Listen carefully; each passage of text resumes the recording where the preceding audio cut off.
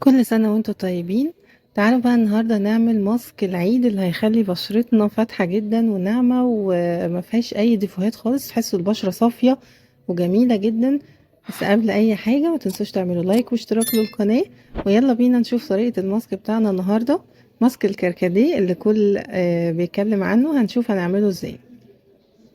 هنجيب اي طبق عندنا او اي حاجة هنعمل فيها الماسك. احنا هنا غلينا حوالي معلقة من الكركديه غليناها، وهناخد المية بس بتاعتها.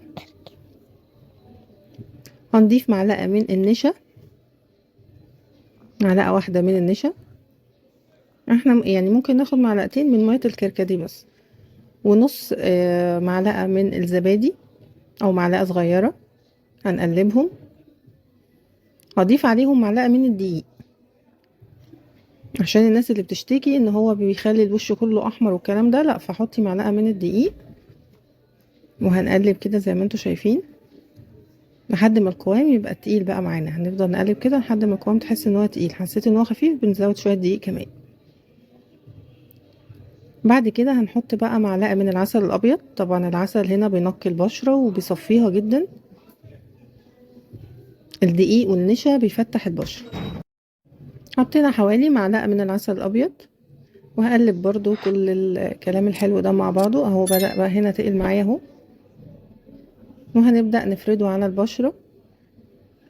بنفرده بقى على البشرة بأي حاجة، بالمعلقة، بإيدك، لو عندك فرشة مفيش أي مشكلة. وبنحطه على البشرة وبتسيبيه لحد ما ينشف خالص، يعني بتسيبيه على بشرتك لحد ما ينشف خالص اهو. ولا بيسيب لون احمر ولا الكلام اللي هما بيقولوا عليه دوت، ولا اي حاجة من الحاجات دي خالص.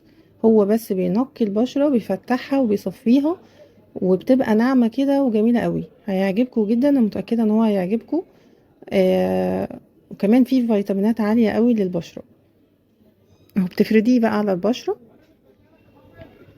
انا هنا بجرب بس على ايديها، فهو حطيناه كده